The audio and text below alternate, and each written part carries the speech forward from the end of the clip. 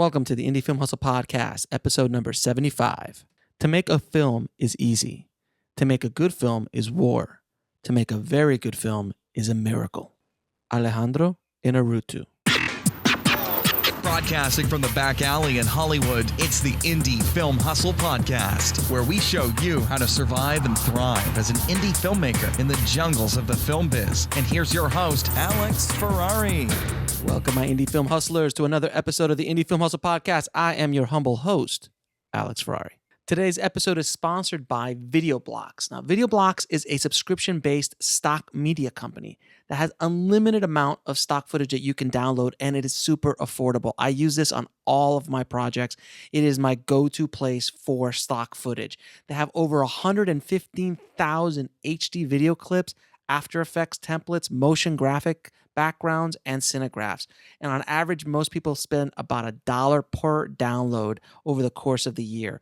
It has the same amount of content and same kind of footage that is available on other more expensive platforms. And the best thing about it is that is 100% royalty free. Even if you cancel your subscription, you have unrestricted usage of it for your personal or commercial projects. That means films, commercials, anything you want to use it for. And you keep the download and maintain all usage rights forever. So it's completely unrestricted, guys. So if you want to get a Indie Film Hustle discount, head over to videoblocks.com/podcasts, and you can get an entire year for $99. That is an insane value, guys. So definitely check it out. So today's episode is a gut check for all of us filmmakers out there. I wanted to bring on Sebastian Twardosz on as a guest. Now, Sebastian has been in the business for a long time and has done a lot of different things, from working with Tom Cruise at his company during Tom Cruise's heyday, doing the Mission Impossibles and things like that, to teaching at USC with a great course called The Art and Commerce of Hollywood, and the kind of nuts and bolts of what it takes to make it in Hollywood. It's kind of like not a refresher course, but as a primer if you're going to get into the business. He also won a Student Academy Award back in '93 for his short film Silent Rain. He's also co-produced a ton of independent films like Small Town Saturday Night with Chris Pine, and he's a partner at Circus Road Films. Now, Circus Road Films are basically producers reps. They help filmmakers get their films out into festivals, help them get them distributions and things like that. And in the past, I did a very rough review of producers reps in one of my very early podcasts. That would be episode 4, if I'm not mistaken. And Sebastian actually called me out on it. He actually called me and started talking to me about it. And we both knew the person that kind of did me wrong. And he really explained a lot of what a good producer's rep does. So not only that, once I started doing research on Sebastian, he had so many other wonderful assets to bring to the Indie Film Hustle tribe in regards to all of his experience, his teaching at USC, all this kind of stuff. So I wanted to kind of bring him on and kind of do a gut check for all of us filmmakers on what it really takes to get in the business and to survive and thrive in the business. So without any further ado, get ready to take some notes with my interview with Sebastian Twardosz. I'd like to welcome to the show Sebastian Twardosz. I hope I didn't massacre that last name too much, Sebastian. It was perfect, actually. Thank you, guys. No problem, man. Thanks for having me. Thanks for having me on the show. I'm glad to have you on the show, man. Thanks for doing the show. I really appreciate it. Sebastian and I met under interesting circumstances. That's true. But that's how I meet all my good friends. So I wrote many. I think almost at the beginning of Indie Film Hustle, I wrote this article about producers reps and my bad experience with one in particular, and Sebastian is a producer's rep now. He's done many things in the business, and we're going to talk all about the stuff he's done in the business. But Sebastian actually contacted me and said, "Hey, man, we're not all bad."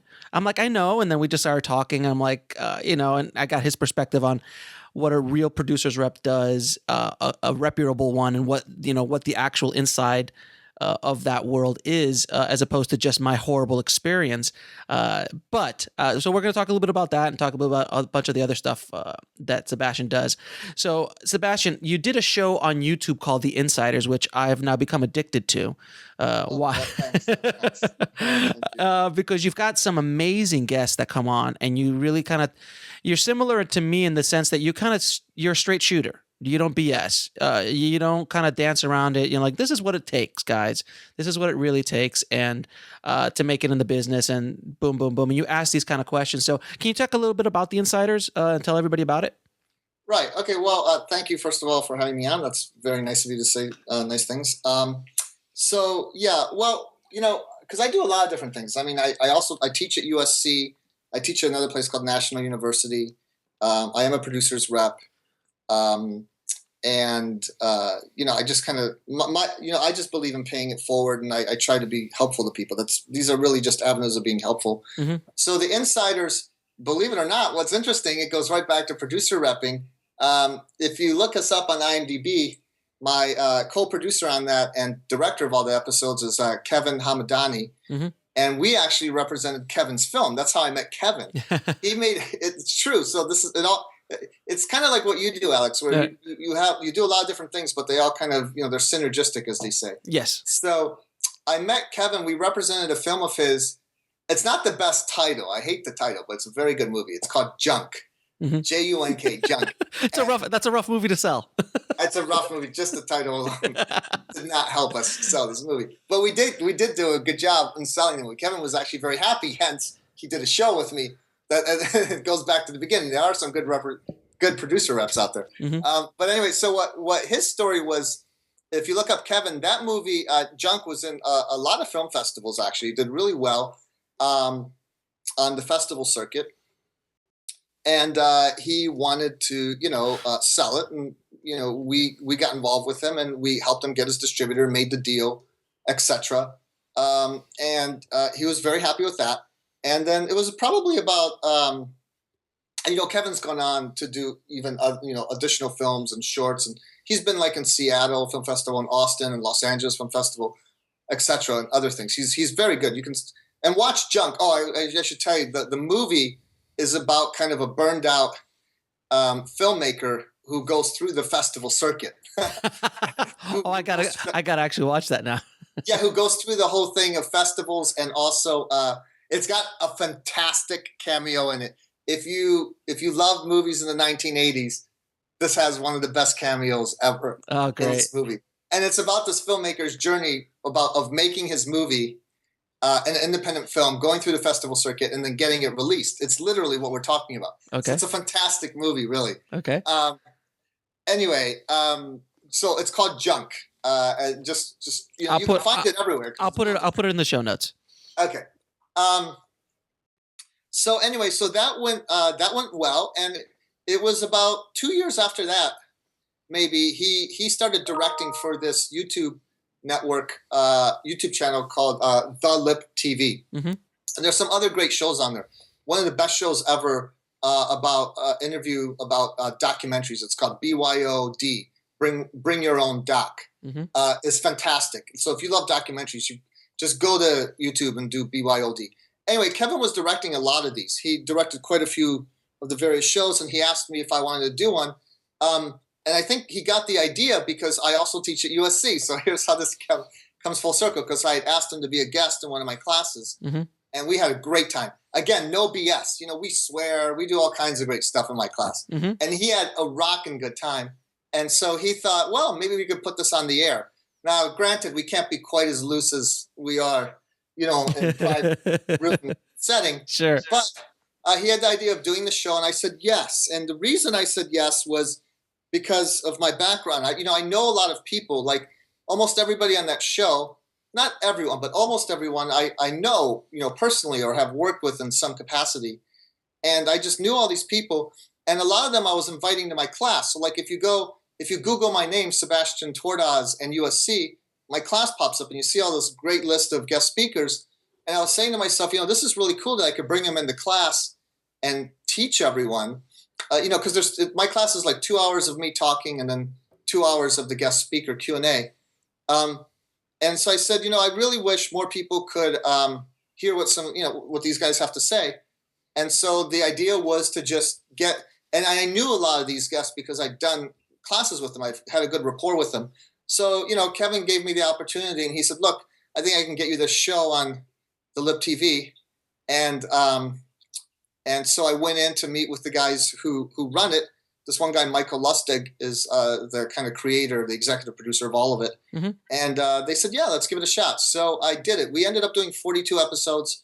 We had to take a break because I have a lot going on. Mm-hmm. There's all kinds of reasons we took a break. I also want to do a different version of it ultimately. But the whole idea of the show was to kind of, really dissect the industry. And for people who really want to know like how things work or how people made it. My biggest question for everyone was always like their origin story and how did they make it in? Yeah, how did they get in? And then we kind of get into the weeds a little bit with some of them. But it's not meant to be entertainment tonight. The show's really meant for people who want to, make it in Hollywood. Kind of like my students at USC or national universities, another place. Or I used to teach at UCLA too, actually. Mm-hmm. And just to kind of, have other people experience and get to know, how it's done. That's it. That was the whole impetus for the show. It's a great show, and anybody who's interested in getting, amazing access to some amazing guests, and it's awesome. It's really, really awesome. Well, some of the episodes are very good. Some are a little so. We didn't really have that much time. It was a little bit thrown together. Mm-hmm. And I wish when we do a 2.0 version of it, which I hope to do, mm-hmm. I have a lot of ideas for making it better. But it's pretty good. I'm happy with it. So, can you talk a little bit from your perspective? What does a producer rep do? Okay.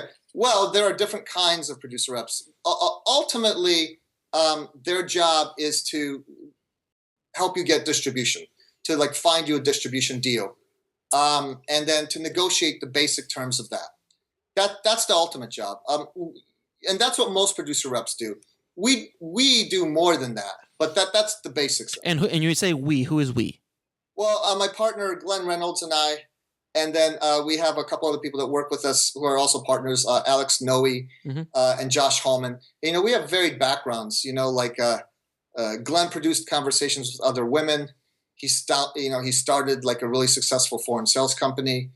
Went to law school, University of Texas, produced other movies also, and has, just been working in the business for a while. Alex Noe used to be with Film Independent and has been with various, programmer at various festivals, also a producer. I mean, if you just look at the background for us, mm-hmm.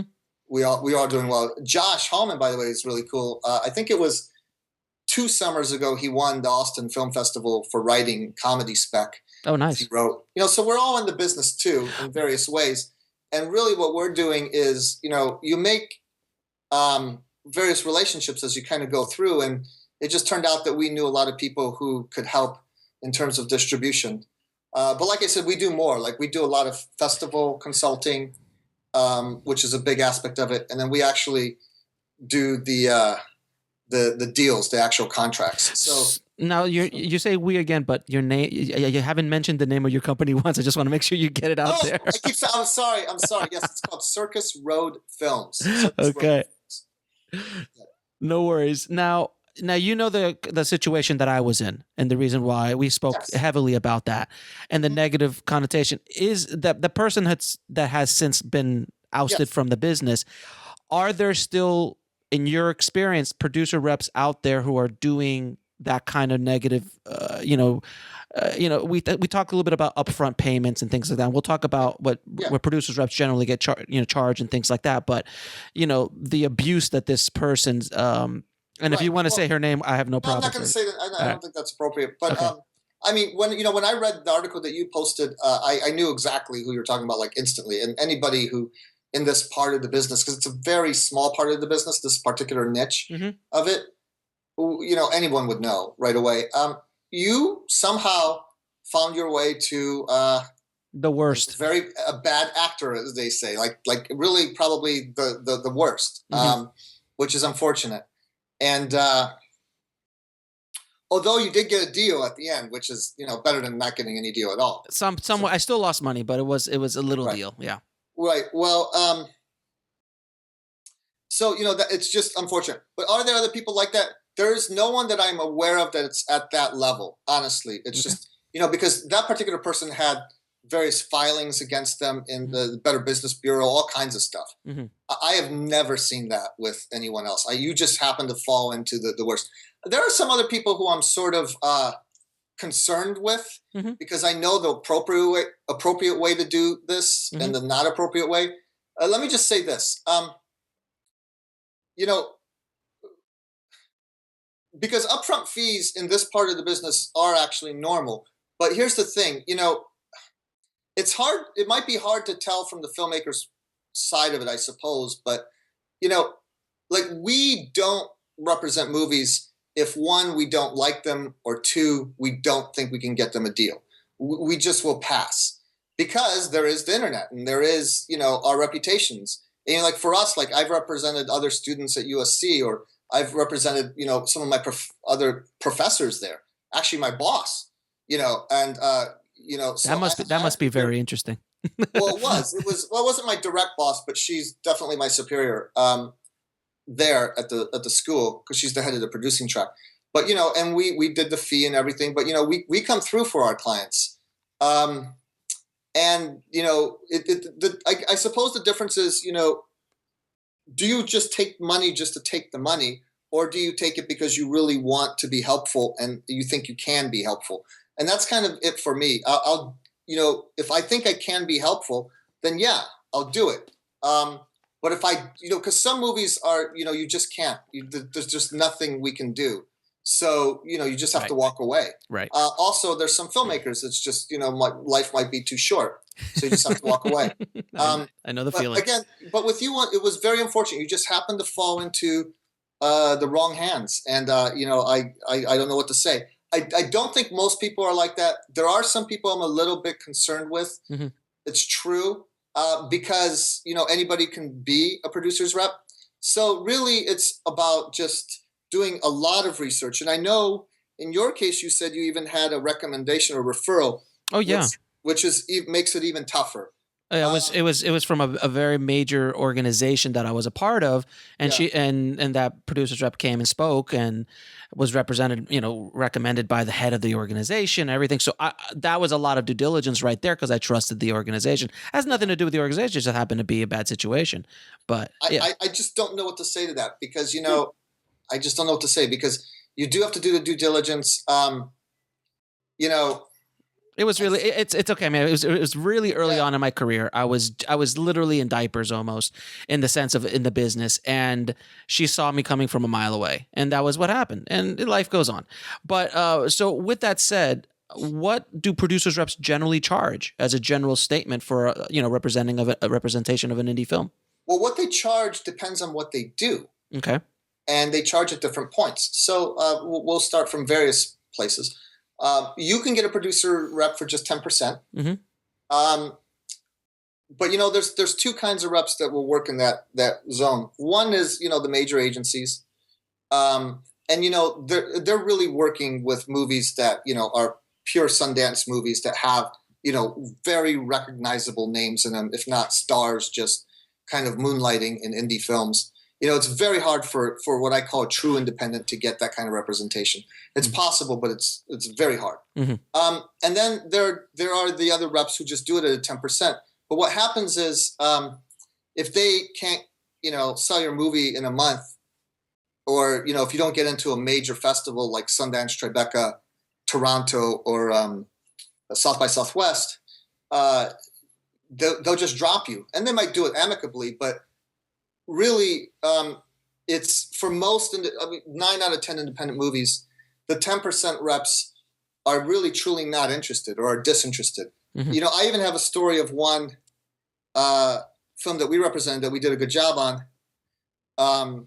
They had signed with just a pure 10%er, and as soon as they signed, that person never called or emailed them back again. Oh, it was just purely the art of closing the deal. And they had to let that contract run out. Fortunately, because I was also trying to sign that film. Mm-hmm. It's a very good film. Small film, but very good. I was also trying to sign it, but they said, well, we just don't want to pay any upfront fee. I said, okay, well, If things change, let me know.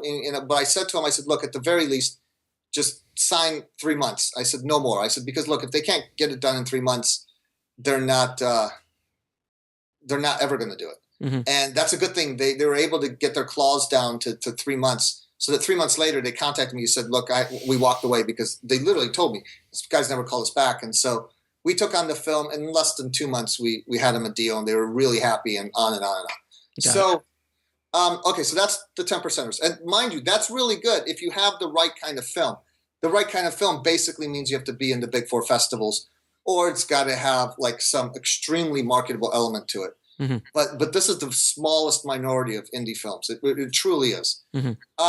Then there are the ones that charge fees, like us, which we do. Typically, the reps that charge fees will also do your contracts, mm-hmm. and we do that. Mm-hmm. So some will charge you up front, and I'll talk about how much in a second, and some will charge you when they sign a deal, like as soon as you sign a deal.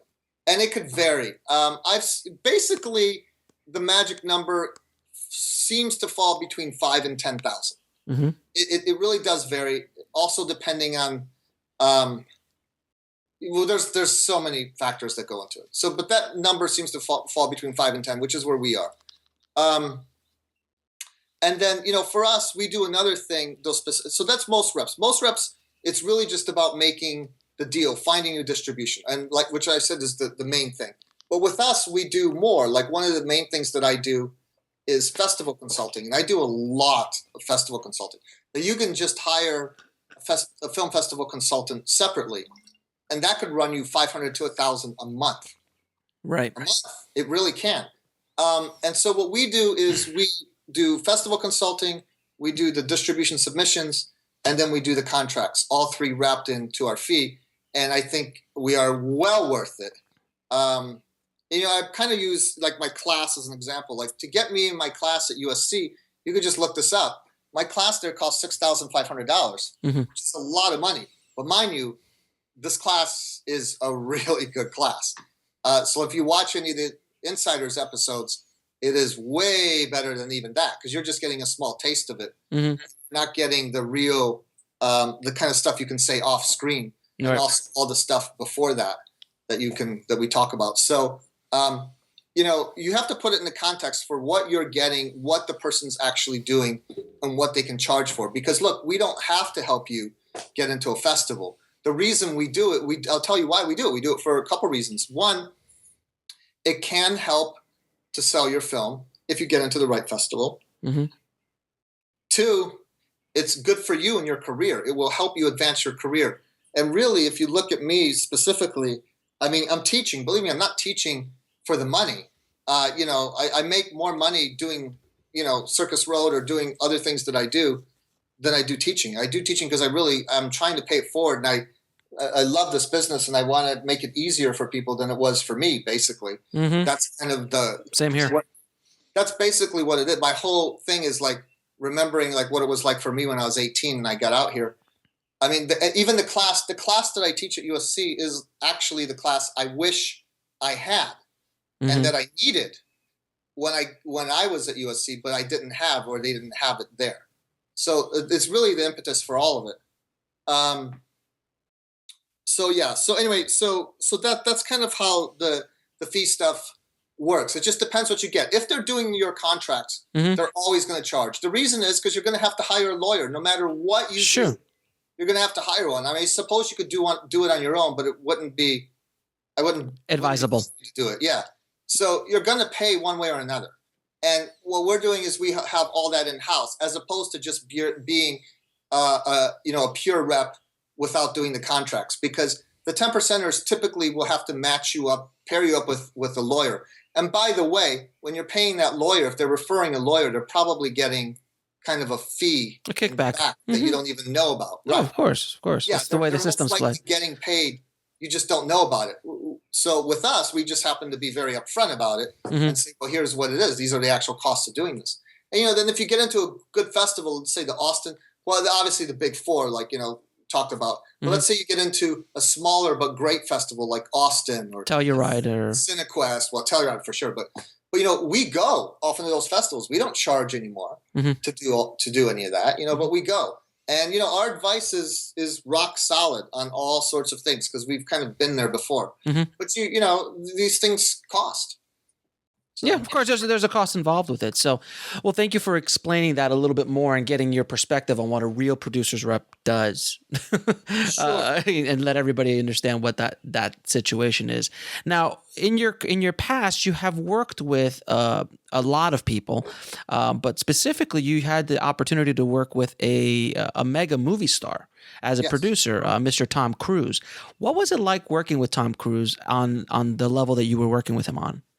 Well, that was really kind of one of the best times of my life. It was so amazing. Look, I'm actually a working class kid. My parents were definitely. I'm an immigrant. First of all, I was born in Poland. And my dad was a machinist. My mom was a hairstylist. I went to USC on scholarship, USC Film School. That was all scholarship and stuff. Thank God. But but I come from a very working class kind of area of Detroit, and working for Tom Cruise was incredible. I'm sure. Flying around on private jets, dealing with CAA and, the chairman of CAA, because Agent was the co-chairman of CAA. Yeah.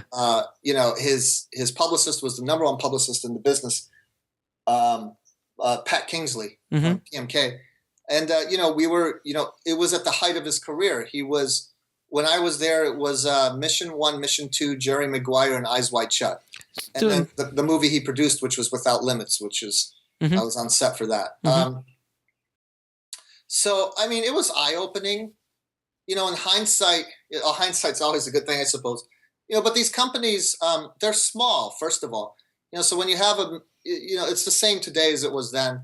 When you have a movie star, you're only talking about a company of like 10 or so people, maybe as many as 15 if it's big, or as little, I suppose, as like 6. But it's a round number of around 10 that work at these companies. And it is very high pressure because, at that time he was for sure the biggest movie star in the world. And there's a lot of demands and, there's a lot of money to be made. And the choices that you make are important, because everybody wants you in their movie. And a lot of people will profit from whatever choices you make.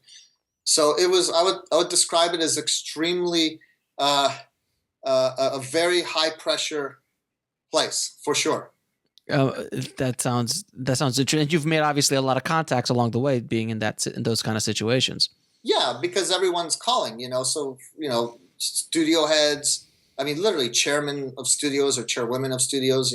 All, the heads of all the major everybody wants you because you're Tom. And what was interesting to me is, I would read Variety, or nowadays you're reading Deadline Hollywood, but you read like so-and-so was cast in, like Matt Damon gets this film, or Kevin Costner gets this film, or what have you, Tom Hanks gets this film.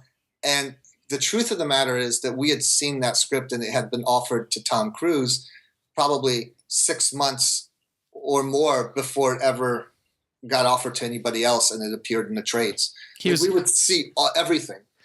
So all these announcements with all these other, very big movie stars, Will Smith, what have you.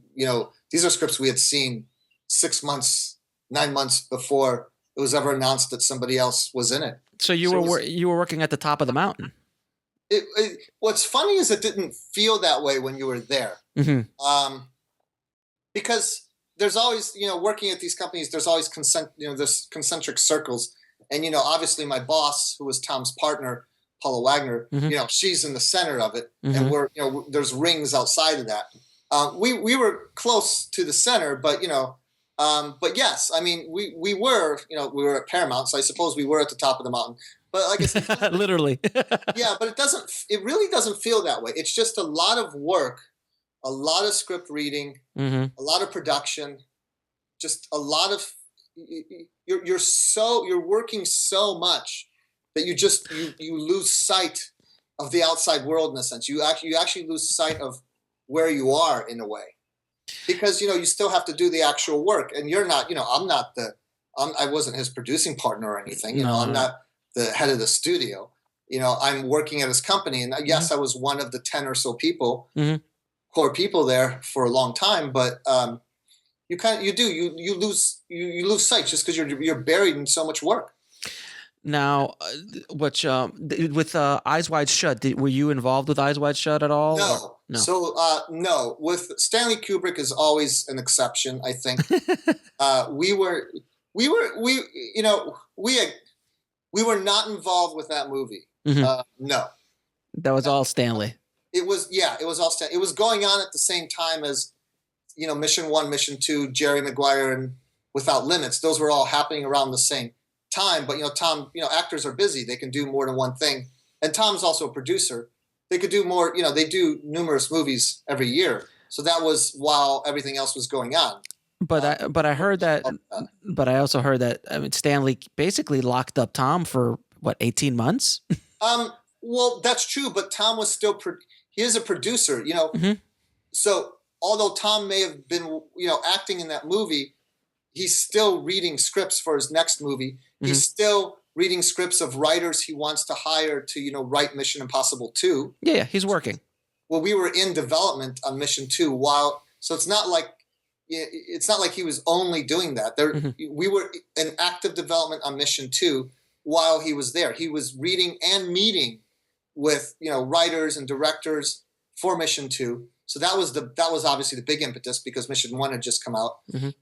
And also he was producing a movie he wasn't even in, Without Limits. Mhm. And believe me, every single day he was on the phone we were on the set. Paula Wagner was on the phone with him every day, every single day. Back then, we faxed pages to him, even small changes. Mhm. Every page of a script that was changed in any way was sent to him.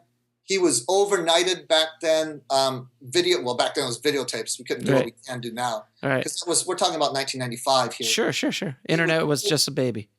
Yeah, we were overnighting, all the dailies to him. I mean, and we're not talking like FedEx. We're talking like private couriers to get it right to Tom, on a set, where he was, in England for Eyes Wide Shut. Mm-hmm. Everything was overnighted to him. He was incredibly involved. So basically, maybe producing Without Limits may have kept him sane, maybe, while he was exactly working with. Maybe that's what it was. I mean, I don't know, exactly, but I'm sure that probably was a good thing for him to be doing while Stanley was, doing 200 takes, because the shooting ratio is so high. Yeah. 200 takes of a scene. Oh, we could talk about Stanley for hours. I'm a huge Kubrick fan, and that's one of my favorite Kubrick movies.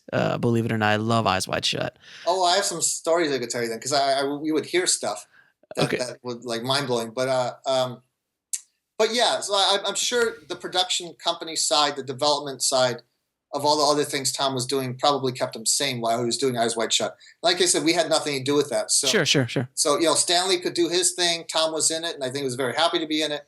But Tom has, a life outside of that, and that was all the other movies we were working on. Now, in another interview, I heard you discuss the two paths an indie filmmaker can take when making a film: the making money path and the jumpstart your career path. Can you tell us a little bit more about both of those paths? Okay. Yes, it's and this isn't like set in stone. This isn't like lanes of a highway.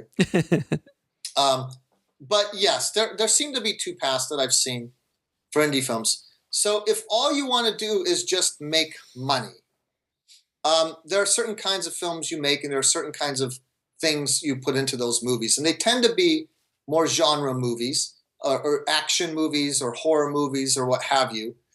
Or you could make a pure, for instance. Most people don't know this, but making a pure family film is probably the best thing you could do. Like, the franchise that no one ever talks about, probably one of the most successful franchises out there. Beethoven. No. Which one? But close. Uh-huh. Air Bud. Oh God, I can imagine those Air Buds. Yes, they just keep going and going and going. Yes, but look who produced the original Air Bud. If you look, it's Bob and Harvey Weinstein. Right. Yes. That wasn't a Miramax thing. That was a Disney thing. I think yes, it was. Or Dimension or something. Yeah. Look it up. Bob and Harvey Weinstein are the executive producers. because the secret in this industry, it's true. If you make like a dog movie or a pure kids movie, it will make a lot of money. And so now the Air Bud movies are all owned by Disney, but that's because Disney bought Miramax. Sure. They got it out from Miramax. But there's so many of those Air Bud movies. Anyway, if you make movies like that, it won't necessarily propel your career as a director, because you're going to be looked at in a certain way, but you'll make a lot of money. Mm-hmm. The riskier bet is to try and propel your career as a director. And for that, you pretty much have to make basically a major festival film, a Sundance film, South by, Toronto, Tribeca. And those movies tend to be more dramas. They do have a midnight section, so you could get away with it, but they're kind of elevated movies in that sense. Mm-hmm. And they're much riskier because making a drama, if you don't get one of the big four festivals, will probably die a be miserable a financial disaster. Mm-hmm. So it's very tricky as to how to go about doing it. But those are the two paths. The other thing is, what do people really look for in director clients? So for writers, they're looking for your voice. And for a director, they're looking for your point of view. So they want to see, how you direct, scenes and actors and stuff. And that's the kind of stuff that goes to Sundance. So that's why you have, all these, look at the Russo brothers. Their first movie was actually at Slamdance. Then they had a movie in Sundance, and then their careers took off. Same thing with Colin Trevorrow, who had a big Sundance movie, and then, Jurassic, right from a Sundance movie, Safety Not Guaranteed. Which was a great little movie, by the way. I just saw it the other day. It's awesome. But a little movie, a character piece. Not very if it didn't go into Sundance, it probably wouldn't have been profitable at all. No, it didn't have any major stars. Mark Duplass is the only, I think, yeah. And then he goes to Jurassic World. And this is normal. There are other examples of this. It goes way back even. Bryan Singer, who directed X-Men, he did a movie called Public Access, which is a drama, really. Mm-hmm. It's kind of a mystery drama that went to Sundance. And it was Sundance that gave him his break. So, you want to go for that, but it's very difficult. It's not, very few movies get to go to Sundance. So that's why it's a risky path. So that's why I say to people, you have to know what you want when you start making a movie. Or even Rian Johnson, by the way, who did Brick. Mm-hmm. This is his first movie, went to Sundance, and now he's directing Star Wars Episode 8. And, I know kind of his whole story. His was it took longer to get to Star Wars, but Sundance makes a difference. So you have to know what you're doing from the onset. And what I tell people is actually, and this goes back to producer reps again, by the way, you should not be making a feature film to make money. No, it's a worst idea ever. Right. And that's why this world of really good producer reps or consultants or what have you, we all know this. And that's why we can charge a little bit also, because we can give you the right advice. It's not about making, a return on investment. It really isn't. It's about propelling your career. And that's why, again, we focus on festivals a lot. And that's why we focus, on getting you, good distribution. And good distribution doesn't always make a lot of money either. But the festival thing really does matter, because if you get in the right festivals, it can really help you. Mm-hmm. And so we focus a lot on that. So yeah, those two paths are interesting. But if all you want to do is make money, then yes, make a movie like Air Bud. Or if you make a horror film, because everybody thinks, oh, I'll just make a horror film, I'll make a lot of money. But that's not true, because there's a glut of horror films. But there's not a glut of Air Bud movies, yeah. Yeah, you have to make an either elevated horror film, or you have to give us something we just haven't seen before. Can you give us an example of an elevated horror film for the audience? Well, people will say, Saw, the original Saw was a Sundance movie, by the way. It was in Sundance. Midnight, yeah. Yeah. Blair Witch, all right. Right. Blair Witch as well, right? Mm-hmm. I don't know that I would call Blair Witch elevated. Blair Witch was just new at the time because of the way, it was an anomaly, basically. And it created a genre. Yeah, it created a genre. Yeah, because look, here's why it's an anomaly. Because look at what the guys who made it have gone on to do, which there hasn't been anything really major. Mm-hmm. Whereas the Saw guys, look at their careers, have taken off. So they were not an anomaly. It's Lee Whannell and James Wan. They've both done it more than once now. Look at their credits. Mm-hmm, mm-hmm. So that's how they're not one-hit wonders. They know what they're doing. Mm-hmm. Yeah, but that, I guess you could call it an elevated. Just means that. Let me just put this is how I phrase it. If you're going to make a horror film, just make sure this is the film. If you're only going to make one film in your entire life, and you get one shot, put as much effort, into that horror film, and pretend it's the only film you'll ever make. Because actually, chances are it might be actually the only film you ever make. Mm-hmm. Put as much effort and time into that as you would, like, if you were writing, I don't know, Dead Poets Society or Amadeus or Mm-hmm. Shakespeare in Love or any, The Revenant, whatever movie you think is an awesome movie that won an Oscar, The Birdman or what have you.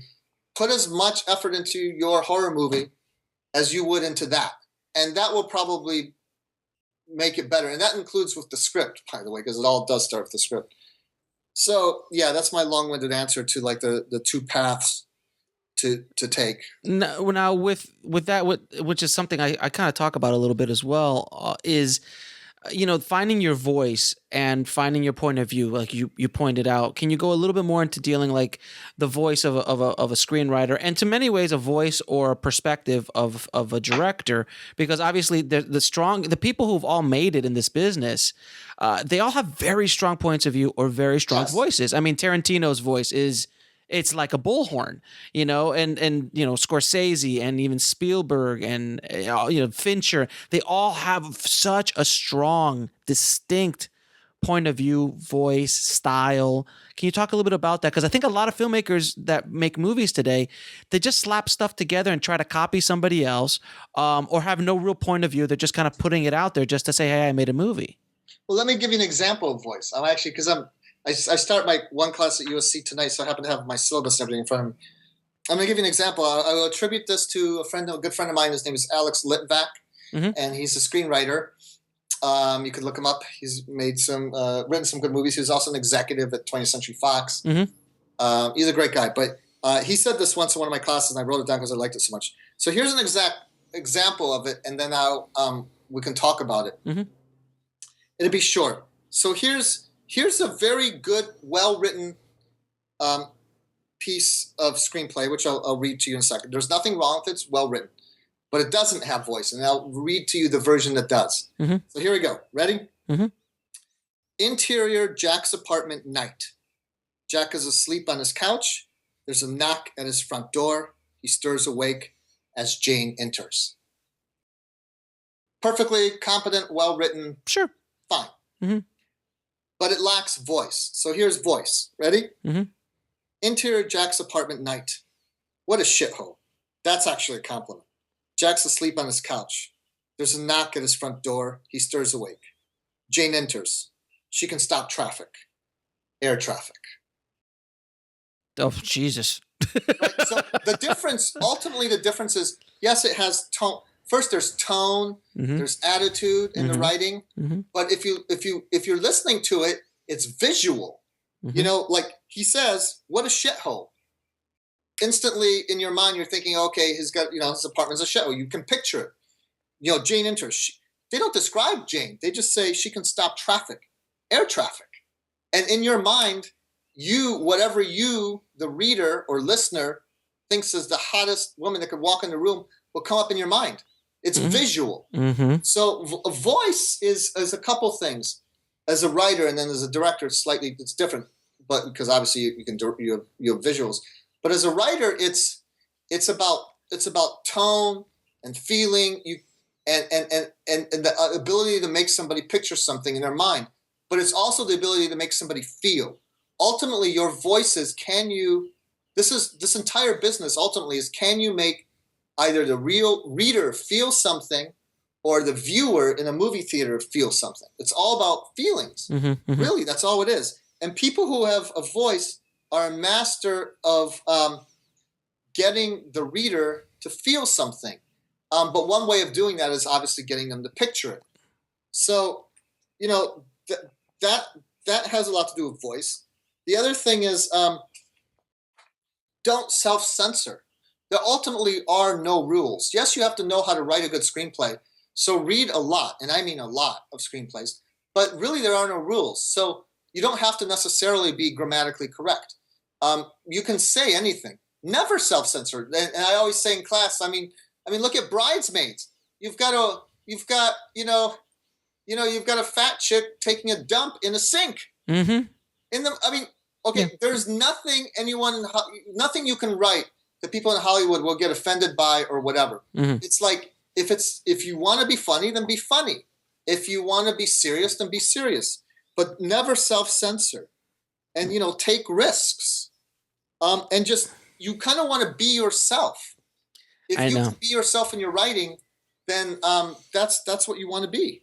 And it's, I think, is a general thing as an artist, anywhere, in any form, is about being yourself, and also the confidence.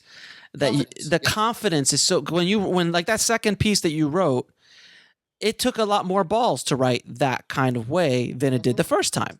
And you could call it voice, but it's also confidence, because, what a shithole. A lot of people are like, I'm not going to curse in a script. What am I going to?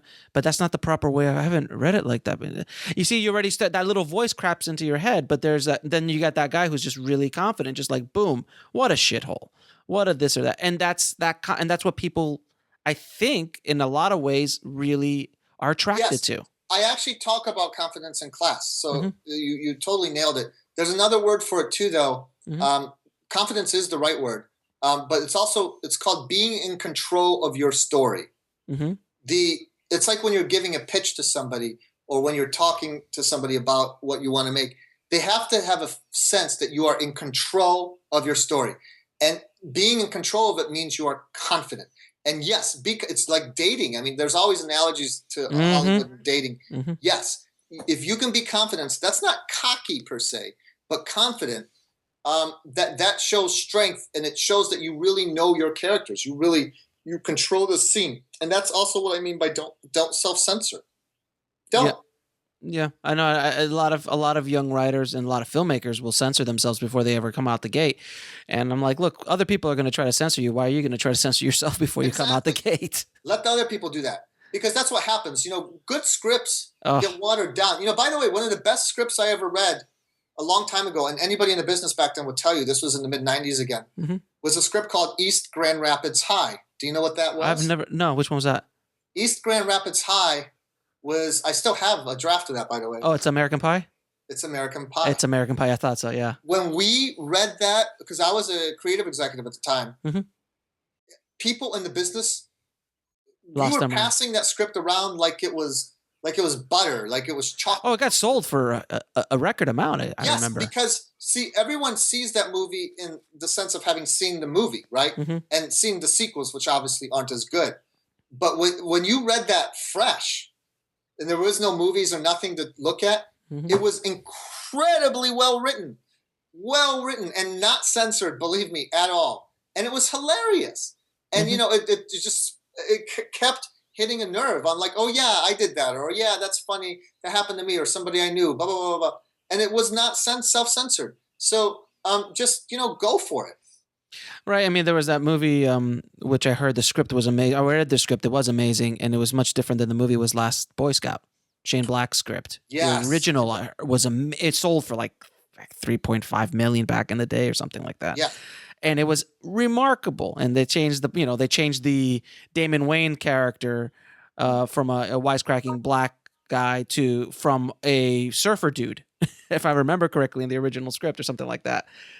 Stuff like that happens all the time. But at least Shane didn't water down his version. He just I don't think he's another one of these guys. Like, if you read his scripts, it's awesome. By the way, there's a really good article, I think, in Hollywood Reporter right now about Shane Black and his heydays. And he's coming back now because he has a new movie coming out. I can't wait to see it too. It looks amazing. Yeah, nice, but these guys know how to write. Oh yeah, they do. There was no holds barred. Yeah, no question.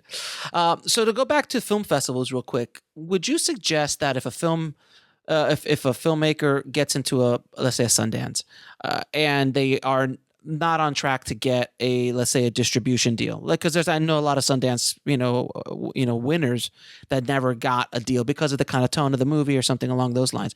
Would you suggest that they like maybe do a quick 1 week self-distribution, digital streaming version of it? Like, hey, it's only after Sundance special, only a week later, you can watch it here because all the attention's going to be on them. They'll probably never get as much attention on the film ever again. So would you leverage that? I don't know that it works. I'll tell you, Slamdance is doing that now. Like Slamdance can actually distribute your movie for you because they're trying to make that work. Sundance hasn't quite done that yet. Tribeca's doing that, because Tribeca Films also distributes a little bit. It's interesting. The real problem is that it's an ocean of movies now. It's all about marketing, really. It's about getting people's attention. So I don't know that doing it on your own works. I have to tell you, I have never seen it. I've only seen it work in very specific forms. I'll tell you what they are because I have my.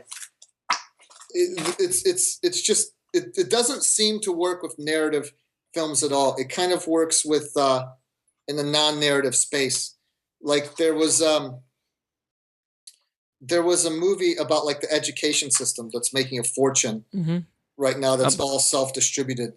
Yeah, docs do very well with that model. I've seen many docs do extremely well. Yeah, they seem to do better, but narratives, not so much. I'm actually trying to find the name of it's slipping my mind. Well, I mean, from my experience, there have been films, independent films that have done well. It's self-distributed, but again, their budget levels have to be extremely low. The audience that they've created. Can you remember any of them? Because Camp Dakota, I remember was one that they did. That was a bunch of YouTube stars got together, but they had a huge audience. So they had the marketing because of the YouTube stuff. But that's my point. Like there is a way to do it, but it takes a lot of work, and you've got to build up an audience, and you've got to be able to leverage people's audiences to be able to sell them and so on. So it depends on the budget. If you make that movie for $5 million, it's not going to make money. But if you made that movie for, let's say, $100,000 and they have 5 million followers, or the group of them have 15 million followers, chances are you're going to be able to make your money back between that and merch. By the way, I believe that's true. Although I also know the opposite. I do know some other YouTubers who have tried it. They're a very highly ranked channel in the comedy space. And they made their first feature and they got no traction. They even told me it's different. It's so interesting because I asked them the same time, like, you guys have, 5 million people, right? Whatever. A lot of followers, right? And a lot of hits. And they have some very successful YouTube series. Literally, if I said it right now, some of your mouth would drop, right? would know it, I'm sure. And I asked them, well, why? And they said to me, look, we even tried to fund, we tried to crowdfund the movie. That was one of their things because they had so many followers, and it failed. They didn't get that much money. And they said, look, their audience wants, a certain thing. They want the YouTube series, that they've been producing. They'll watch that. But when it comes to, because that's all free, mind you. But when it comes to, hey, putting actual money down into a crowdfunding campaign, the turnover from like fans to like contributors was shockingly low. Well, no, and the same with getting distributed. It took them, I would say, a year and a half to finally get distributed. And honestly, I don't know that the movie was profitable. Well, which was interesting is I actually had I was talking to the head of Seed and Spark, which is a crowdfunding website, Emily, and she was telling me, I'm like, what's the most successful one you guys have had? And they said, well, it was this web series, and they were able to generate like $150,000 crowdfunding. So it all depends. It's a case by case basis. It all depends on the audience. Yeah, because if you're into like slapstick, ha ha ha videos, and you might have 5 million people who just like enjoy that, but they're not really into that. They're not going to put out. But if you have put out cash on a crowdfunding thing or support your feature, but there's just all depends on the personality. It depends on the channel. Depends on the YouTube celebrity to what kind of content it is. So it can be done, but it is a very strategic thing to do, and it takes time to build up, even once you have it. Right, and I don't know. Well, here's the thing. The bottom line is I don't know that there is a path that if you do A, B, C, all the way to Z, that you will get the result. I think it's more about there is luck as part of it. Right place, right time, right movie, right. You cannot believe me. If anyone has tried to control their career in this business, their path, it was me. Believe me. And I couldn't do it. And I know lots of people, and it's just certain opportunities come up. Same thing with films. So I don't think you can ever mirror anyone else's success. It's tough. You do have to. There is like there's a direction, like you have to go west. Okay, so Right. you're going west, Right. but there's lots of different paths to go west. And yes, some people go through a more worn path, but that doesn't but there's also a lot of people if it's a worn path. So predators and bad guys know people are going down that path. You might get hit on that path. It's a bad analogy. No, it's a good analogy. Actually, I completely understand what you're saying. Yeah, absolutely. So it's you can only do what you can do, and you have to hope that you're meeting the right people along the way. And it's never the same right people every single time. But you can only educate yourself to the best that you can, embark on it, know what you're getting into, be realistic, and if you succeed at the end, great. Try and help other people. If you don't succeed, well, it's kind of like when you get knocked down, get back up and do it again. I think the best advice I've ever heard was just do the best work you can at all times. And you really won't know because you'll plan some things out, but like anything in life, plans go out the window, and you'll meet this one person, and this one person knows this other person, and then all of a sudden they're like, oh, I met you at a Starbucks, and oh well, let's go have the drinks, and all of a sudden, oh here, I love your movie, and let me give it over to my friend, and who's my friend? Oh, I just happen to know Will Smith. I went to school with Will. You know what I mean? And then all of a sudden things like that happen. It happens all the time. Yes. But you just have to put yourself in a position to be at the right place at the right time with the right project, movie, idea, things like that. And I always tell people, the very famous, legendary, mythical story of Robert Rodriguez with El Mariachi. He was at the right place at the right time with the right movie. And if he shows up today, I'm not sure if he gets the action. Right. I think that's right. You have to have your at bats. You just have to get out there and produce whatever it is you're producing. Like I'm a big believer, I think about this all the time because I do all kinds of things in the business, and I haven't done all the things I've wanted to do. And I'm still very hungry for doing some of those things, but you just, it's about ultimately to me, what I value the most is creators, so whatever it is, but you are creating something, whether it's a book, a YouTube series, a feature, or whatever. You've created it. It is a big deal. Yes, eventually you could go on and make, Civil War, which the Russo brothers are doing, but they've already announced their next film, and it's an original film that they want to do. Because that's always, for true filmmakers, that's always going to be there. Yes, you'll go and make the big movies because it's fun, and part of this has to be fun. But ultimately, you want to create something new that, because really it's Stan Lee, right? It all just goes back to Stan Lee. He's the creator. So, you just, that's what I value, is the people who can just create something from nothing and put something out there for other people to enjoy. And that goes back to distribution for indie films. Ultimately, because there is no one that can guarantee you will profit. Because look, different people make a movie a different way. Like Alex, you're embarking on a movie. Yes. And I might embark, let's say, on exactly the same movie. I bet you can make that movie cheaper and better than I could. The same movie, because you know all the technical stuff a lot better than I do. And I think you know the ins and outs of that better. So you're going to we can make exactly the same movie. I bet you could bring it in. Let's say, whatever, you can bring it in for $1 million. I bring in exactly the same movie for $2 million, right? So obviously you're going to have a profit before I will with the exact same movie. Well, that happens all the time with indie films. So it's not about profitability. It's about making the best movie you can make, getting it into the best festivals, getting people to see it to propel your career. That's really what it is. If you want to just make money, okay, well then go make Air Bud. Make lots of Air Buds. Yeah. Make Air Bud, or go make, which is a completely fine movie. I actually I have kids. I wouldn't mind making one really, really good Air Bud movie for them to enjoy. But you're just going to be making those kinds of movies. Or if you just want to make B thrillers, you can make money with B thrillers. You can do that. But that won't necessarily elevate your career or get you an Oscar or get you, like the Russo brothers. into the stratosphere of a career. Right. One. Exactly. Now, with that said, what do you think, in your opinion, has changed the most in the film distribution landscape, and what has stayed the same? Because a lot of things have changed over the last the biggest decade. change was funny because a lot of things have actually changed the same too.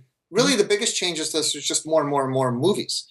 It's like there used to be tens of thousands of screenplays every year to get through. Now there's tens of thousands of movies. Right. There's so many movies. So that's what's changed. What hasn't changed is, I think, actually distribution hasn't really changed that much. It's all the pipes are still, yes, we now have the internet and all that stuff, but as you, I'm sure, well know, Alex, those pipes, the internet pipes, are controlled by the major media companies. They just are. What people, so people now, instead of when I was young, we only had 3 channels. Okay, well, we have more channels now, but really everyone's still only watching like Netflix or HBO or whatever. They're still basically watching a smallish number of channels. Because there's only so many hours in the day. Right. So, and those pipes, I don't know what the right word is. I'm searching for the right word. But those pipes are monetized and controlled by corporations. And DIY, to my knowledge, has not worked, because I can't think of one that has. The only exception being that one Judd Apatow one that he produced. Oh no, Louis C.K. put out his stand-up concert. Okay, Louis C.K.'s famous already. Right, that's my point. But for someone like him who has that audience, he's able to monetize it fairly easily. And there's been a lot of guys who've done that on the comedy side, because they were like, well, wait a minute, why do I have to go through Comedy Central? I could just put it out on myself and I control everything. Sure, but you have to get to that level. Like, most of us are not at that level. Right. So that's the thing. We're really dependent on festivals. True indie filmmakers.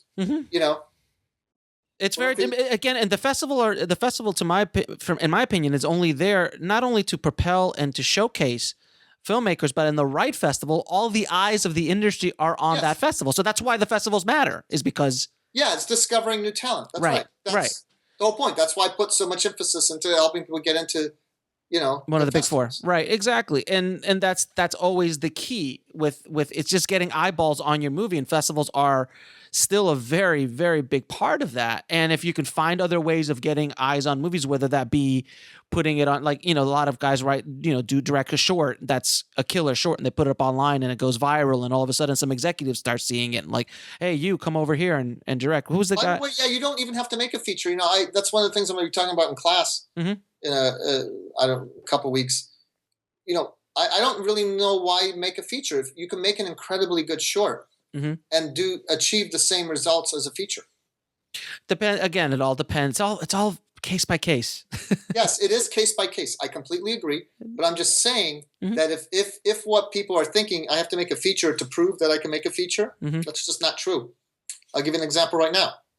Wes Ball, who directed Maze Runner, he's a special effects guy. He made a short film called Ruin. That's what got him that directing job. And I can think of other people. I did a whole interview with Luke Greenfield, who directs comedies on The Insiders. And he made one of the best shorts ever, no visual effects, just freaking great. I think you can find it on YouTube. I have the link to it, but just look it up. It's called The Right Hook. And just Google that and maybe Luke's name, Luke Greenfield. And hopefully it come up. And that's the movie, is a short film that got him his first feature. And so, and that movie's really good. You'll see it and like, holy cow, this is a great movie. And it's like, sometimes I look at like when you make a feature, you're just giving yourself more time to stumble and fail. Whereas if you make a really good short film for 10 minutes, it's kind of controlled and contained environment, as opposed to 110 minutes, There's a lot of different opinions of that. I mean, I know a lot of guys. I've done some shorts that have done obscene amounts of business and a lot of attention and all that kind of stuff years ago. And then I kept getting, well, can you do a feature? Can you direct a feature? We have to see you do a feature. And then vice versa, like, I don't know. There's just so many different. Right. And that's where agents and managers come in. Yes, absolutely. On your team. That's like I said, we're all going west. How you get there? There's Yeah. a lot of different ways to get there, and we all want to get to Hollywood, right? Right. So we know the end point. There's a lot of ways to get to Hollywood. No, there's no question about it. Now, I'll ask you one last question before I ask you my standard 3 last questions. Okay, good, because my pain medication's wearing off. Okay. I was in a very bad accident this weekend. Oh, I okay. was in the ER, so I'm actually on pain medication. Okay. And I can feel it wearing off. All right, so I'll hurry then.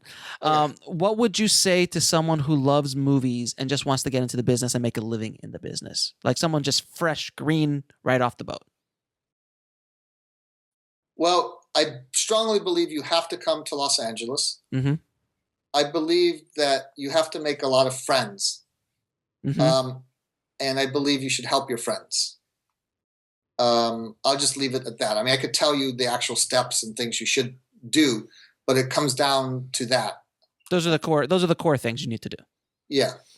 And because those friends are the ones that are going to help you get your projects made, get you connected to other people, and you help you, they help jobs, everything, the whole ball of wax, and that gets you started. All right. So what is the lesson that took you the longest to learn, whether in the film business or in life? Grass is always greener, or seems to be.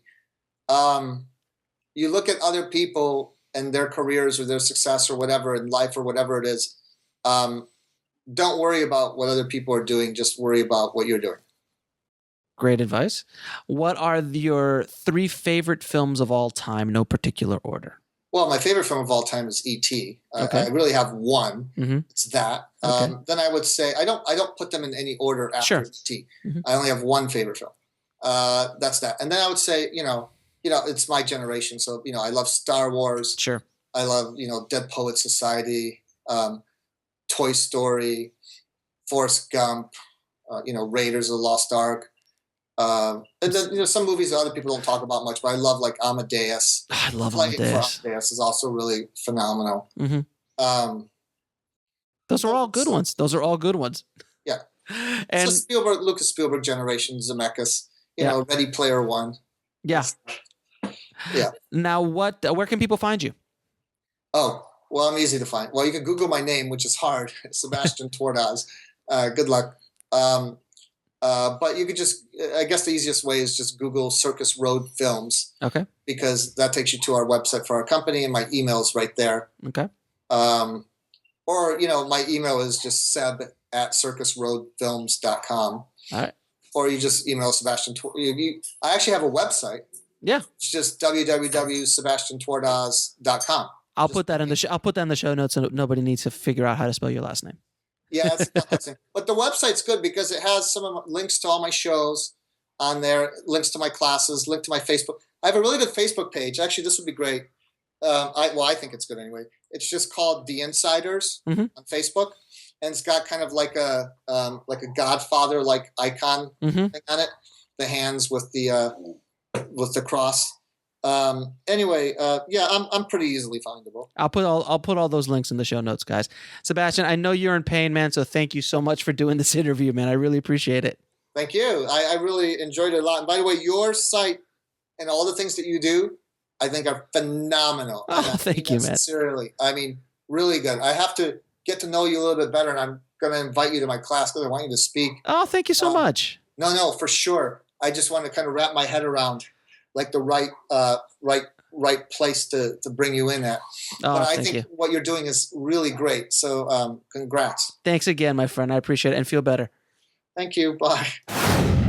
It's always nice to listen to someone who's been in the business and know how the game is played and kind of gives you a little bit of inside information on what it takes to actually get through some of those doors. And, like everything, it's not an easy thing, but if you continue to work hard and understand the rule book on certain things in Hollywood and certain things about the film business, it makes your journey in the film business a heck of a lot easier. And listening to a podcast like this or listening to speakers like Sebastian, who have some inside information, who have gone through the ringer a little bit and the business kind of beating them up, it's always good to learn from somebody who's gone ahead of you in the process or in the journey. Now, I wanted to give a big shout out to all of the Indie Film Hustle tribe members who have been emailing me and thanking me for the film school and all the courses that we're offering them, the new Indie Film Hustle Film School that we've set up with kind of curating all the great new courses, things that we produce and things that we found online. We've created a bunch of new courses. One, how to write a screenplay by the writer of Fight Club, Jim Urls. Also, how to produce an Academy Award nominated independent film from the producers of The Beast of the Southern Wilds. It's a whole course on how they did these things. So we also have courses from Kevin Spacey, Dustin Hoffman on acting and the actor's process, which I've taken, and they are awesome. It really gives you, as a director, an insight to the actor's process and really helps you understand where they're coming from, and you can work better with your actors. So definitely check it out, indiefilmhustle.com/film school. And currently we're having a 30% off sale on many of the courses if you just use the coupon code FilmHustle30. And also thank you to all the tribe members who have signed up for our Facebook group and are really interacting and really talking to each other and connecting with other filmmakers and learning more and more from what we're doing here at Indie Film Hustle. And it's free, so all you got to do is go to indiefilmhustle.com/Facebook. And guys, next week I have an announcement to make on the next episode of the podcast. So definitely check out next week's podcast, episode number 76. It will be a doozy, and I hope you guys like what I have to say. I think you will. And it's, again, trying to provide more and more value to you guys and helping you in the process of being a filmmaker and surviving and thriving in the film business. As always, keep that hustle going. Keep that dream alive, and I'll talk to you soon. Thanks for listening to the Indie Film Hustle podcast at indiefilmhustle.com. That's INDIEFILMHUSTLE.com.